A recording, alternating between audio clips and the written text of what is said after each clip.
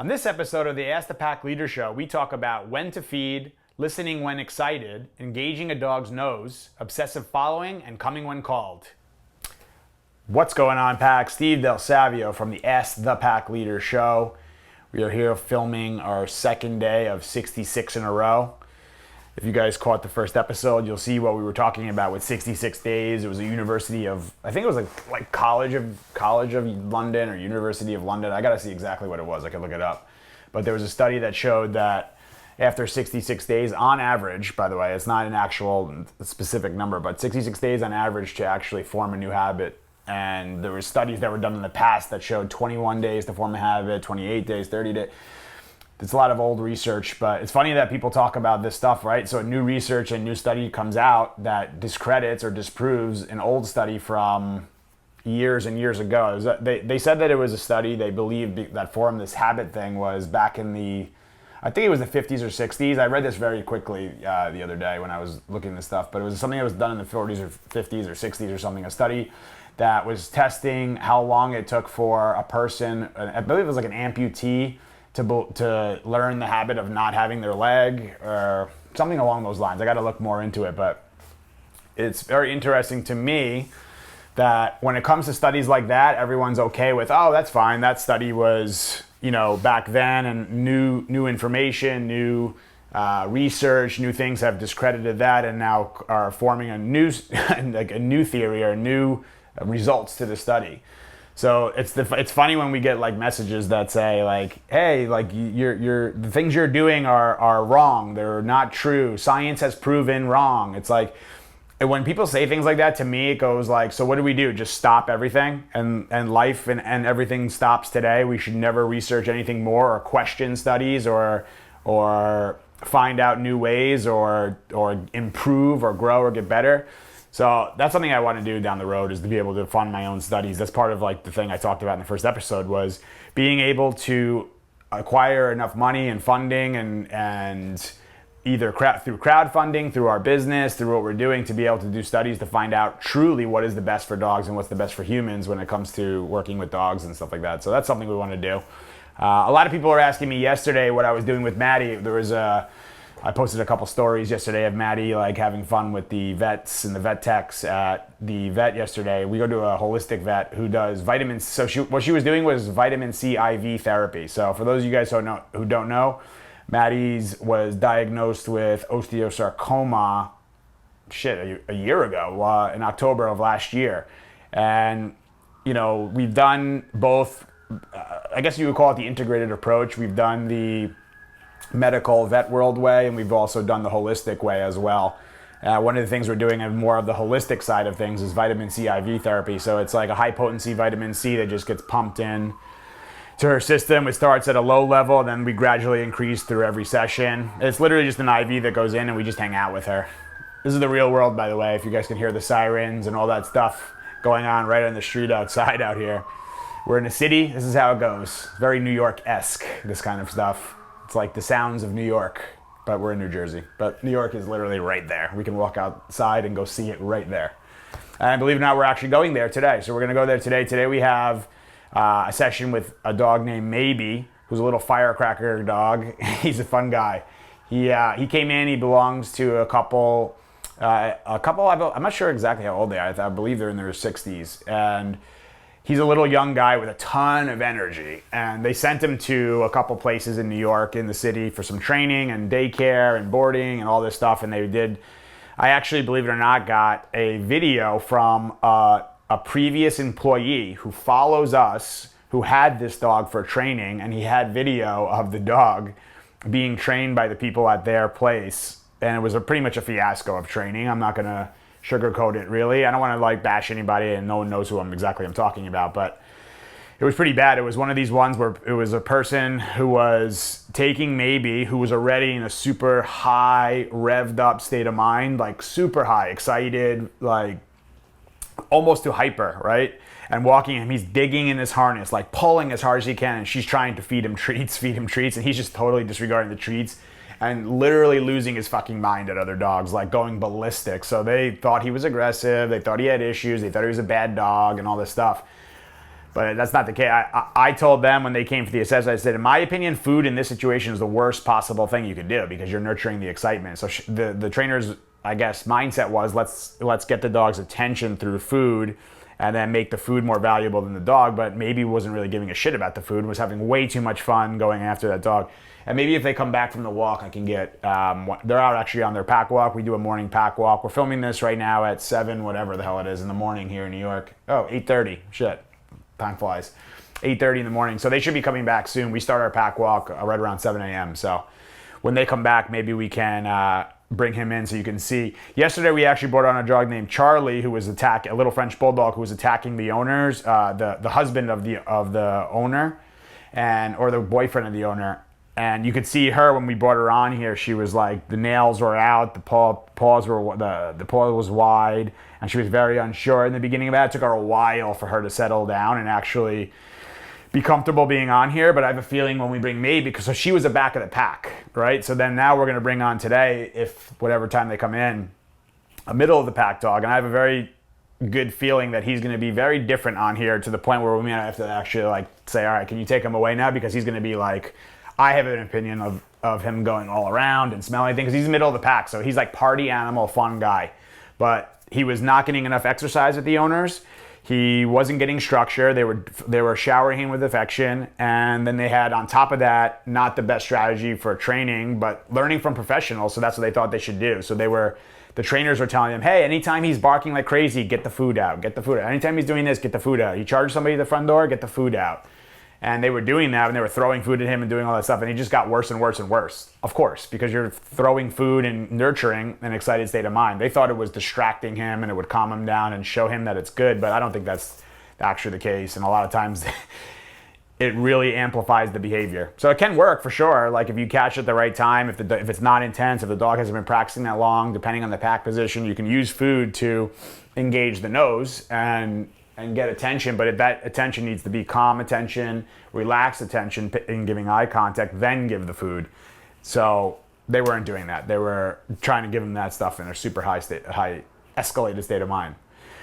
So that's where we're at. We're actually going to the city today. We're going to go work with the owners. They've come here twice now to Hoboken. We've worked with them here. The dog's doing amazing. And we're going to go actually into the city to their environment and work with him in New York. And maybe we can do a live there, or we'll do some footage there today of that, so people can see, like, with the craziness of New York, of, you know, people in and out and walking and cars and sirens and buses and trucks and subway noises and all that stuff. It can be a very highly stimulated area for dogs, and very challenging for them to relax and walk calmly. So we're going to practice there with him and get him good. This is something that I realized a long time ago, was the people were doing board and train, I heard. So they would get a dog for like 2 or 3 weeks, whatever, 4 weeks. And the owners would drop the dog off for board and train, and then leave the dog, and then pick the dog up at the end of board and train. And common sense for me said that's not the best way to do things, because that's like teaching a parent how to parent, and you just send the kid away and then just give the kid back and tell the parent within an hour, this is what you're supposed to do with your kid. The people who are training that dog should have years of training to learn how to actually help that kid or help that dog. So if they're doing it for hours, and then you're out, or I'm sorry, years, and then you're just saying, here, in 1 hour, I'm going to show you what it is. It's almost impossible to do that. And on top of that, the dog is not also related to the training, because, the humans aren't related to the training of the dog. What are you laughing at? There's something funny on Instagram? Put a filter on. So it's not related. So the owners have to come throughout. So I need them. So for instance, like maybe when we do a place with him, so we send him to his bed and he stays on there. For an excited guy who's revved up and has borderline anxiety, him being able to stay in one spot is very challenging for him, but it's great for his mind to settle him down. But when we do it with him here, he just goes on his bed and chills, and he hangs out, people in and out, dogs in and out, no issues. However, when we bring the owner, and we brought the owners, there was the two owners, two assistants, and one of their friends from Florida came. As soon as we brought them, Maybe was getting really excited and getting revved up as hell to get off the bed, whining. So I need that environment. I need their scent. I need the vision of them. I need maybe to hear them all, nose, eyes, ears. I need them all those senses to be with that owner, so I can teach him how to be with that scent, the vision of those people and what they're saying and their sounds. So we have to have all that, and then I need the owners to be able to do it on top of that. So within one session, we maybe went from going crazy trying to get off his bed to staying on his bed, relaxing, actually falling asleep, and then having the actual owners take him off and send him back to his bed. So they have to be able to do it. And I really think I'm all for when the clients come in. I make it very clear that we're not coming in and we're just going to train your dog and it's going to be great and perfect. It's like there's work for the owner. This is your dog. This is your responsibility. I'm going to make things very easy for you and give you the perfect strategy. I'm going to condition the dog to the way it's supposed to be. But then from the day that the owner picks up the dog, it's on them to be able to continue the strategy moving forward. And then they have us for support. So that's that. With that, I think we should get into the questions. Let's get into some questions. I have 5 of them lined up here. The other day, I put up a post that said, ask me anything, we'll answer on the podcast or in stories. So I'm going to get to answering a bunch of these in stories. There was a huge volume that came in, so I'm going to do my best to answer as many as I can. But if you guys ever see on Instagram where I say, ask me anything or ask me a question, what do you want to know, things like that, I would definitely ask your question there because that's where we're selecting the questions. Also, we will answer some questions from the comments on Instagram, Facebook, YouTube, TikTok, Snapchat, LinkedIn. We'll answer those and we'll grab them if they're a good question, but primarily where we're looking is on Instagram for those questions. So with that, let's go to question number 1. I have them up nice and organized here by Adam. Technology. It's funny, I was talking to somebody yesterday about technology. Is like, I would consider myself like decent with technology, not like so great with it. My parents brutal with it. But I'm like all right with it. But they were saying like this is just not like technology is not like I'm not the greatest with it. Adam is clearly much better than me at it. So he has these questions beautifully set up for me right here that I can answer right away. All right. So Tomiko.au. How do you make dogs use nose rather than eyes and ears? That's a really good one. So that's actually what we were just talking about, how I needed the nose, eyes, and ears to be of that owner being there. So this is something that why I talk about the intro to a dog and a human, why it's so important to do no touch, no talk, no eye contact. You've heard Caesar say this shit for years on The Dog Whisperer, and he couldn't be more spot on how important that actually is. So one of the most common things also when people come to see their dog for the first time, I have to actually go outside before we even do the intro because I know I would say 100% of the people want to know when they can pet the dog, when they can talk to the dog, and when they can hug and kiss the dog right away. And they're sending this dog for training who has aggression, separation anxiety, just things have been off the rails. But the human wants to come in from an emotional world and say, I missed you, and they want the feeling of my dog loves me and jumping all over them, right? So it's more of the human fulfilling their emotional need than doing what's actually best for the dog and fulfilling their instinctual needs.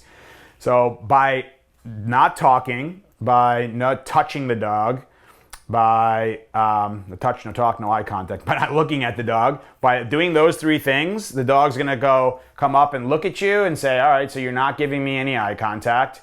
It's going to be listening and say, you're not talking to me. Well, you're not petting me. You're actually ignoring me. So what should I do? Let me go to my default, which is my best sense, which is my nose.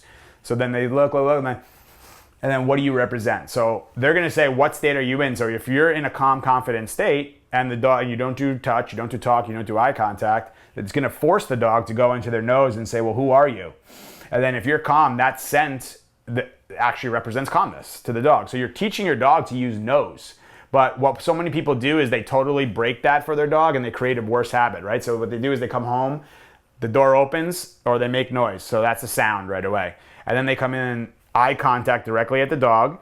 Hi, puppy! And then the dog hears that, sees them, and then jumps right all over them. So there's no nose that's even being engaged in that moment.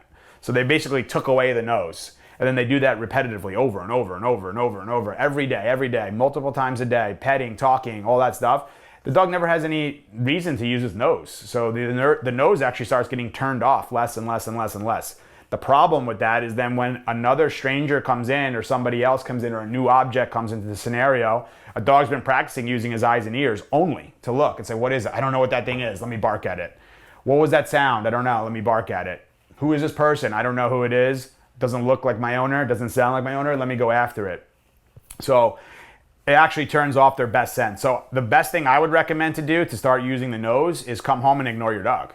because they're going to start figuring out, how do I get affection? How do I get to be with you? How do I get to be around you? How do I get your affection? How do I get your attention? How do I get your affection?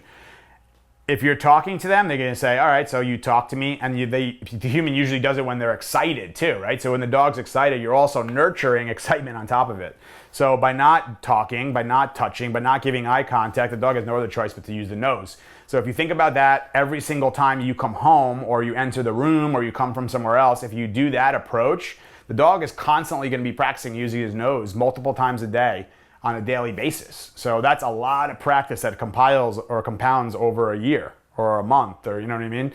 So that's a lot of practice for the nose. So I would recommend that. Other things would be practicing nose work drills in the house, like some search and rescue stuff. So I do it where I show a dog who has no idea, who's never used the nose, I'll keep the food in my hand and I'll actually just keep it there. And when sometimes the nose, and then they get that scent. And as soon as they get the scent, I show them the food and I actually will put it like kind of close so the dog can actually just go get it right away. They are going to be using somewhat eyes to get it, but the nose showed them where it was, right? So they go get the food. Then as time goes on, start putting it, let's just say the dog's here, I'll put it like to the side over here, just around the corner. So the dog has to come here, use the nose and say, oh, there it is right away. So they have a success right away. And then as time goes on, I'll just keep adding it, making it harder and harder. I'll put it under things. I'll put to the point now where I'll take Maddie's ball and I stuff that thing deep into the couch cushions, or I put it like up somewhere, I hide it in the corner, like somewhere where it's like impossible to find, where she's got to go around the room and really use the nose. And believe it or not, the faster she goes, the more excited she goes for the ball, the more challenging it is for her, because when she's excited, she can go right by something and miss that scent. So she's actually got to slow herself down to really find it and go slow along the whole time to try to find it. So the nose is on that whole time. And then she finds it, and then bam, that's positive reinforcement right in that moment as soon as she gets that ball. And then I add on, good girl, way to go, and celebrate that for using the nose. So that's the way I would start teaching more nose. Those two things are going to really, really help you. And also telling your guests and people coming over to do the same. All right, number 2 here. Christy Marie 85. How do I make sure my dog listens to me when she gets excited? Okay. Well, first of all, you got to get your dog to listen to you when she's calm. So going back to what we were just saying about excitement and stuff like that, to be able to control your dog through excitement and be able to have control of that, you have to be able to build that or shape that behavior. If you can't control your dog in a calm state, or your dog is never in a calm state, then forget about trying to control them when they're excited. So I would practice on all calming exercises and being able to control the dog, or have them listen to you. Or what she means by listen, it's funny when you say listens, it sounds like ears, but it just means pay attention and follow, right? I think what she really means is that. So how do I get the dog to follow me when she's excited, be in a follower state? So excitement is going to be very challenging because it's going to be in play state. It's going to be the ball's around. There's going to be someone coming over. That's when like all bets are off, because the pressure of something else happening overrides the pressure of you giving the dog influence in that moment. So I would recommend for sure these ones get me a little crazy, to be honest, because it's like the one where people say, it doesn't really get me crazy, but it's just so common. It's like someone saying, hey, I want to be a baseball player. How do I start hitting home runs? And I'm like, have you ever picked up a bat before? Have you ever even bunted? Have you ever hit a single and get on base? Let's worry about that part first. And it's common where people say, hey, I want my dog trained for off leash. And you see them on leash and it's a total disaster. The dog's in resistance. The dog could care less about them, is pulling, going all over the place. I want an off leash trained dog. It's like, we got to bring this all the way back. And having an off leash trained dog is so tremendously dependent on the relationship with the owner in that scenario. Because if you're not valuable to the owner, or they don't believe you as a leader, like, you're going to need some like serious tools to be able to keep them there, which is not fun for the dog because the dog doesn't want to be with you in that moment. But yeah, so how do I make sure the dog listens to me excited? Practice calmness. And then what I would do, things that I did with Maddie when she was young, was I would focus on calmness, nurture the hell out of calmness, petting her, giving her food in calmness. She gets to meet guests in calmness over and over and over again.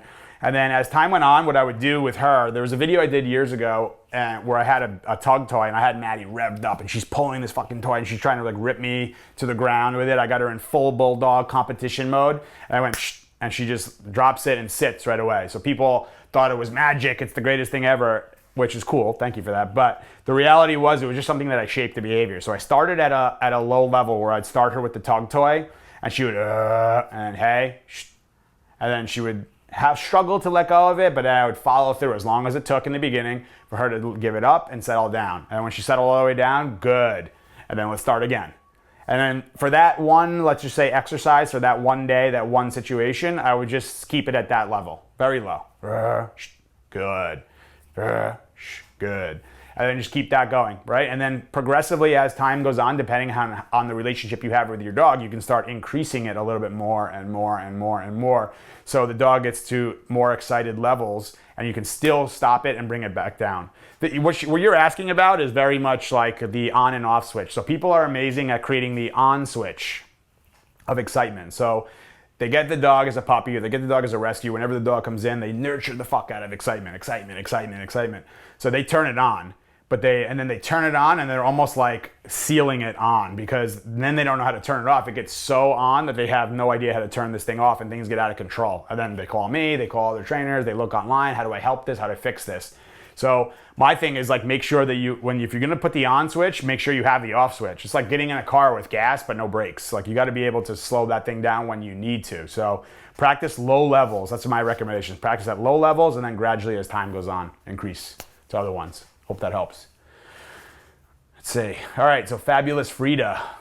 Does it matter if you feed your dog before or after a walk? Does it matter if you feed before or after a walk? Okay, you could have asked that once, by the way. No, I'm just kidding. Yes, but people put a lot of stock into that, such a bit. So this is like another one. Is people put a lot of stock into these like little things. Like all right, so when it matters the most, what I would tell you is when people don't have leadership of their dog, these things become way more valuable, meaning or they matter way more. Let's put it that way. So like there's things people say to me like can two males live together? Or can two females, there's many situations that people are asking oh, you can never have two male dogs. You can never have four male dogs. You can never have two females. You can that kind of stuff matters more when you don't have leadership. For me, give me like 50 males and they'll be fine together because I know how to create leadership and put them in a calm follower state. But if you don't have leadership, then this is when like feeding before or after the walk can matter, and it's a good strategy to help with the leadership side and teaching the dog to like work for food. So for me, what I do, I'll give you what we do here.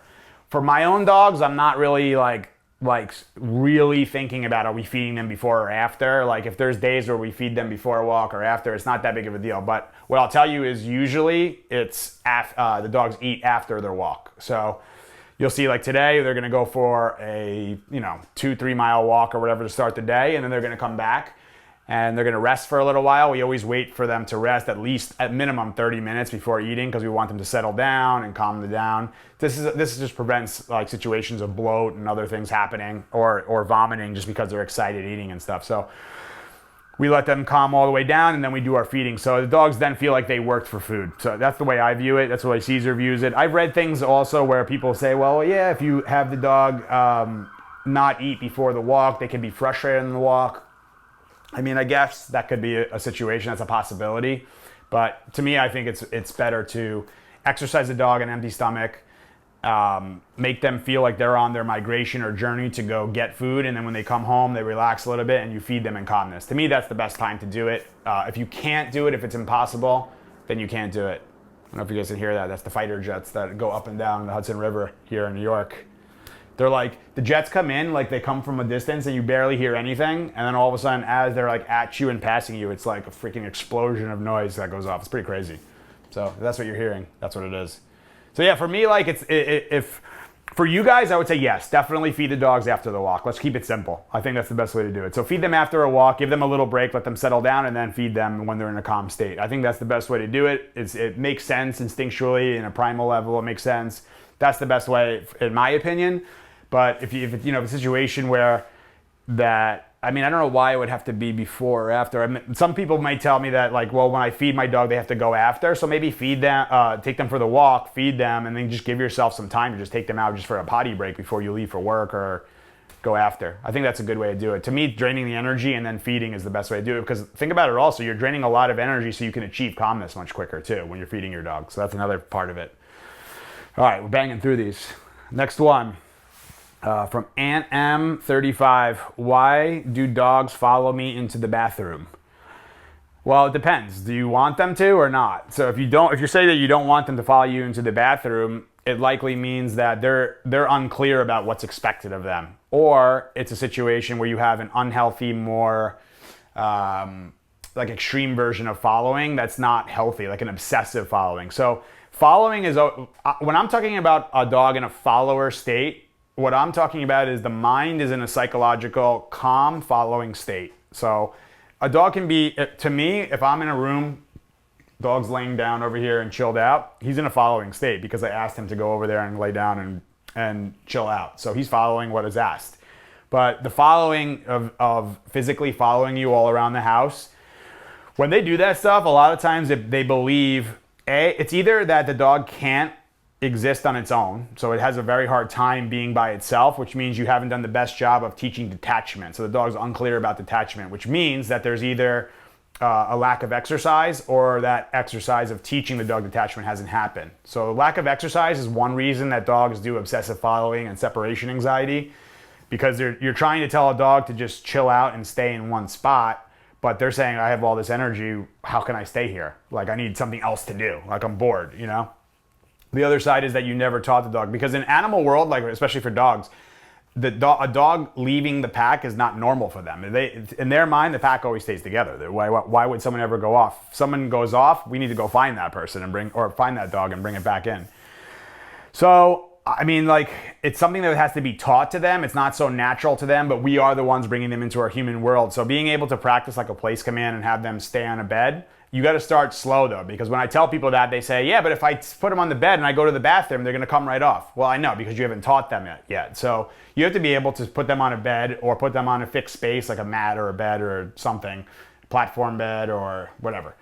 Put them on something and be able to walk away and sit on the couch without them getting off. Then you have to be able to walk, first of all, you have to be able to walk 2 feet away without them getting off. Then you have to be able to walk 4 feet, 5 feet, 6 feet, sit on the couch, walk around the couch, walk by the kitchen table, barely go out. You know what I mean? Like, and then if you start to barely go out and they get up, anytime they get off, you say no, and you calmly walk over. I recommend putting a leash on during this. Take the leash, send them back to their bed. Do this after exercise when they're significantly tired, so you can set them up for being in a resting recovery state, so they'll be more willing to stay on the bed, because the body's going to be telling them stay, relax, but the mind's going to be saying, go follow that human, go follow that human. We always follow her. Come on, go follow her. She can't.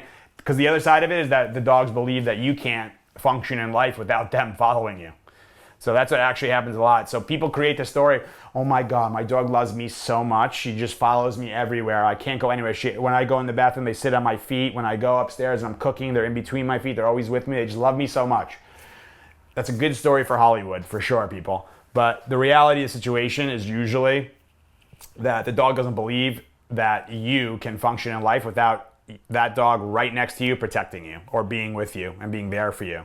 So imagine what that's like for that dog. Like, anytime, picture being like in a relationship where you really felt that like there was your spouse or somebody was like couldn't function without you, and then every time they stood up, they're like, where are you going?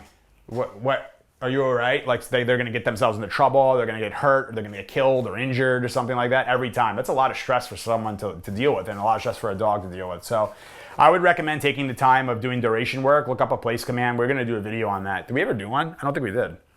So we'll do a video on place command and or duration work or stationing drills, whatever you want to call it. These are all like dog trainer-ish words, but it basically means tell a dog to go in one spot and stay there. That's really what it means.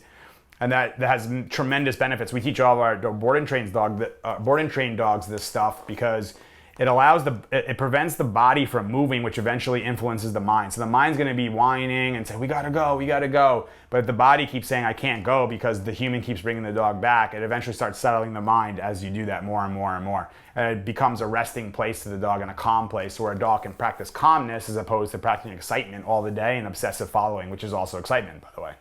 So I would also, on that note, I would also check where else are you nurturing excitement? Are you nurturing the dogs following you in that state? Like you say, oh, here they come. Do you talk to them? People say, I don't nurture any of it. But meanwhile, when the dog comes, they say something as soon as the dog gets there. Or they say, I never nurture it. What do you mean? And then all of a sudden, like they walk and they say, oh, there you go, buddy. And they didn't realize you just nurtured it. You just gave validation to that behavior. So people are a lot of times unknowingly giving positive reinforcement to unhealthy behaviors. It's one that I was like saying, you're always training people think like, I need to start training my dog. It's like, yo, just so you know, you got your dog, you already have been. Whether or not you know it or not, you're training your dog on who you are and what the situation is. So the dog is learning and practicing something every day. It's not like you're not training the dog. If I just got a dog and I did nothing with the dog, I'm training the dog that I don't know what the fuck I'm doing as a leader. If I get a dog in and I start working with a dog immediately, I'm training them, but I'm also training the dog on this is how we do things in the human world. So training's happening regardless. As much as you might not think it is, or eventually I'll get to training, you already are. But you're probably training bad habits, which the dog is picking up. And I always say the dog knows you better than any human knows you on earth because they know energy and they know what you do in your real life when you're not worried about who's watching on social media, when your friends come over, when your parents are over, when your spouse is there.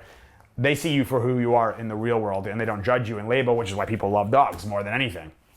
So that's what I would be practicing, that stuff. Yeah, the obsessive following is not healthy and it's not fun for them. People think that it's good, but it's just not a good situation. All right, what else here? I don't know how to say this shit. Sianhugh, Sianhugh.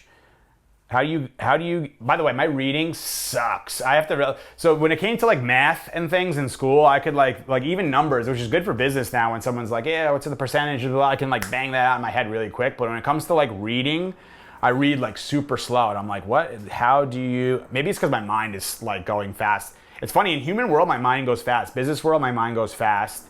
But in dog world, when I work with a dog, the staff and everybody here, they always say that Steve goes into his own like world almost because my calmness like goes like, my calmness is at super high level of calmness and my focus and almost like the outside world like goes away from me.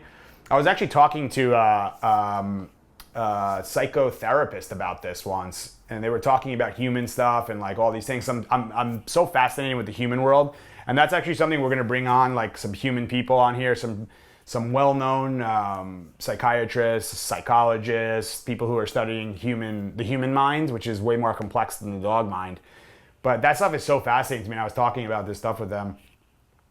But yeah, anyway, we'll get back to that when we actually do that interview. But we have a lot of people, that's something we're going to start doing. I know this is the second out of 66 days that we talked about, but we're going to be bringing on a bunch of guests and doing some really cool stuff. So I want to get different perspectives from people and see what they think about it and not only what they are doing as a human and in their professional world, but their relationship with their dog. So I think it's cool to know, what does a celebrity do with their dogs? You know, what does the average person who's going to work go to their dog?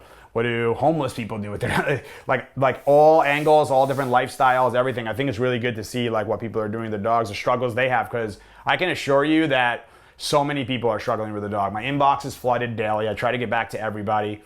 And when we're able to actually document the session, I always tell people, like, they're like, I feel a little weird on camera. Not always, but sometimes they feel, I feel a little weird. I just tell them, just so you know, if you're okay with it, you're going to help thousands of people. Because, you know, there's so many people say, thank you for posting that episode. It made me feel like I'm not alone. I'm like, holy shit, you think you're alone? Like, let me show you my inbox that just today had 42 people just like you who are going through your dog, nipping at someone coming in the house or whatever the situation is. It's happening everywhere, so I don't want you guys to be scared like and feel like you're alone. Because if you're scared about that shit and you're worried about it, it's because you're thinking about other people's opinions, and who gives a shit about other people's opinions? We live one life. Do what you want to do in your life. If someone judges you because your dog nips people in the house, fuck them. It's like, who cares about what they think about you? You should be able to help. If they're not going to willing to help you with your dog or understand or hear you out, not worth your time. But all right, let me read this again. How do you get your dog to come in the house if he's big and lays down and he doesn't want to? Well, all right, that's a good one. So this is one where people tell me that they send the dog outside to go out to the bathroom off leash, and then when they ask the dog to come back in, the dog doesn't come. First question I have is, what have you done about teaching like a recall to the dog? Have you done any work with that? If you haven't, that's something that I would definitely start doing inside the home. So something you can do, it would be, I would put a leash on your dog just in case it's a dog who's like gets disengaged easily or gets distracted. So if he starts to run away, you can just block with the leash. Use food, right? Wait till the dog is like, maybe at mealtime. You come with a good scent, and let's just say this is the dog. I don't say anything. I don't pet them. I don't like do any of that stuff. I just kind of like hold the scent around the dog. As soon as that dog gets that scent, I'll start to back away from the dog and back away. And as they're already coming towards me, I'll say, let's just say it's Maddie. Maddie, come. And so the dog's doing the behavior of coming to you. You're pairing it, you're marking it, you're attaching that sound to what it means.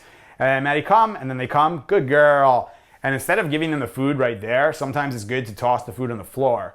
So in that moment when the dog is going for the food on the floor to eat, you can escape. You don't have to run away, but you walk away to a different distance. Now the dog knows you have food. So this is when food becomes an advantage. They want the food now, so now the nose gets engaged. Where is that food again? So he's gonna smell that you have the food over there and start coming towards you. And as he starts coming, Maddie, come, again, good girl, and then boom. And then do that at a short distance, and then you start doing it further and further and further, and use the leash in case the dog moves away. So the other thing I would do here is, this is funny because actually with the dog Maybe, they said the same thing, that he just runs around and they can't get him on leash when someone rings on the bell or if they send him outside. So I said, get a nice thin, like lightweight long line. So when he goes out there, you can actually reel him in. So you can send him out to go to the bathroom. And then when he starts coming and he says, I'm not coming back in. First, you can actually do that drill that you just did. Then go out there with the scent. And then when he starts coming to you, Maddie, come, good girl. And then you put the leash on and then you grab the leash and then bring them in from there. And it becomes a non-event. And you just do that over and over and over. It's a lot of practice. This is the thing, like so much of this stuff in the dog world is that people don't take the time, right? They don't actually do enough repetitions or practice enough to achieve the behavior, which means, by the way, that they're doing that same behavior in other areas of their life. So they're like, I'm trying to get in shape, and they don't really like practice getting in shape, and they don't get in shape. I'm trying to diet, they don't really practice that. I'm trying to get up earlier, they don't really practice it. They try it, and quote, try it. So because they're in the how-to execution, but they haven't had the feeling of, I am going to teach my dog recall. I am going to make sure my dog knows how to come inside when I call it. If someone came to your house today and held a gun to you and said, hey, if you don't teach this dog how to come inside in the next 30 days, you're no longer going to be alive. I assure you, you would be able to get that dog to come inside. But it's because it's not a real thing, that you're not really trying usually, or just getting frustrated or just saying, I don't know how to do this, I don't know how to do this. You have to actually believe that it's gonna happen, and have to believe that you're going to do this shit. So once you be able to have that feeling, the how-to execution becomes pretty easy. You go online, you ask me and I answer it on a podcast, or you go on YouTube and you can find the how-tos, and then it's a matter of just actually putting in the work. That's where a lot of the times it falls apart. So first, the feeling is not actually there, the belief of I'm going to do this. Then the how-to, which is the easiest part to find out how to do it. You find out how to do it, and then it's, well, I'm not really gonna do it, I don't have the time. Then all the excuses of the subconscious mind come in of why you can't do it and you can't get there. And that's just old habits of teaching you that you can't do that stuff. But take the time, take the time and do it. It's like, how do I make money? How do I get rich? It's not that hard to do it. I'm telling you, the hard part is actually the action to do it, but learning how to do it, it's like, figure out what your talent is, take some time to practice it and master it every single day. It takes a long time and a lot of work to do it, and then you figure out how to monetize it. It's like not that hard of a concept to figure out, but the actual action of doing it on a daily basis every day is the hard part. Us doing this podcast for the next 66 days is not going to be the easiest every single day, but the feeling is like we're fucking doing this no matter what. So we're doing it, and that's just how it's going to be.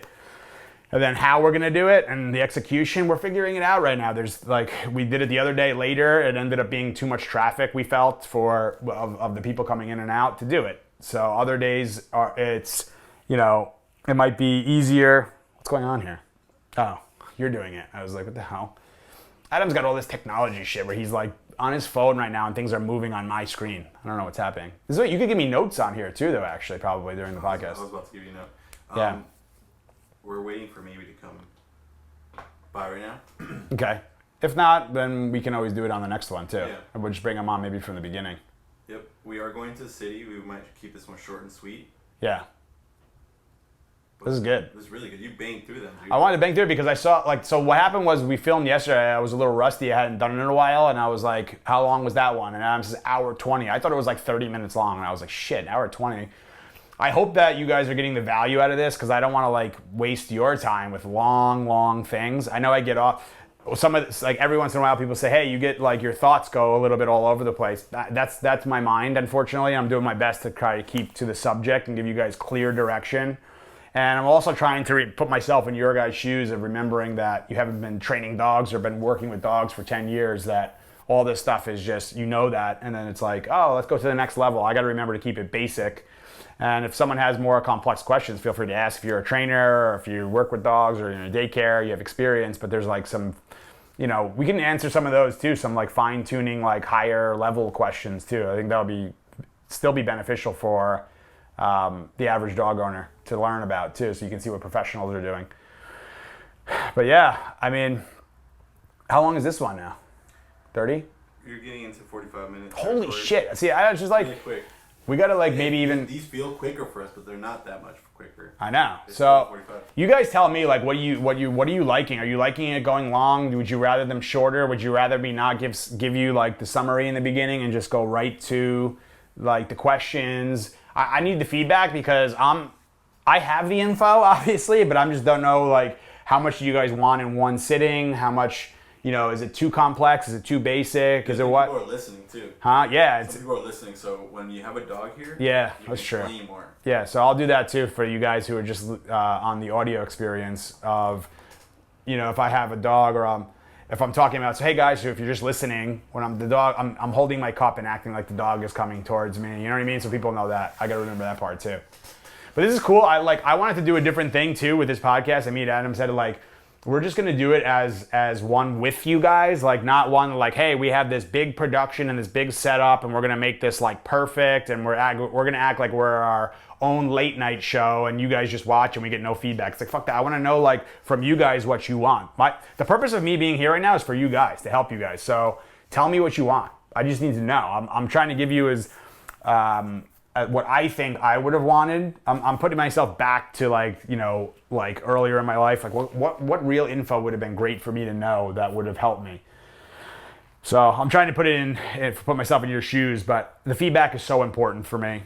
Letting me know like this is great, this sucks. Like I want to know it all. We're very open to it, and if you think it sucks, well, fuck you then. No, I'm just kidding, but I just want to know for real, like what you guys are really feeling about it. So keep me posted on what it is. Put it in the comments, like send me messages, and any other things that you want us to do. Like we're trying to be creative and think of other things that we can show and bring value. Because the purpose of this stuff, like honestly, if it was up to me, the easy way would be just to not do media and run the business and do our thing, but it's so important to me. I feel the responsibility to get this information out to you guys so you guys know what you're doing. Like when someone hands me a big check for Board and Train and says here's the great job, thank you so much. Very fulfilling, yes. But when someone, believe it or not, I don't know why, but when someone sends me a message from Australia or from Europe or from Asia or from Africa, wherever, South Africa, Ireland, the amount of messages that we get coming in saying, hey, this strategy you did changed everything with my dog and I have such a good relationship, and they send me videos. You guys will probably see on Instagram the videos that I repost.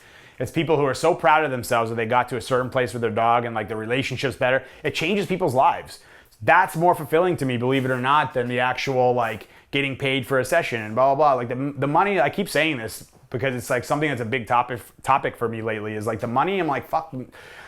Yes, we have to get it to do the things we want to do and spread the message and for the mission, but that's not the thing for me. The real thing for me is like the growth of dogs, the growth of humans, and the growth together of a relationship together to live a better life. Because when your dog's a problem, I remember this growing up. When the dog's a problem in the house, it changes your whole life. When the dog is in a good, healthy state and you have a great relationship with them, it's an amazing experience to have. So a dog should never be put in your life to make things worse or make things more of a problem. A dog should be put in your life to enhance your life, never to make it worse.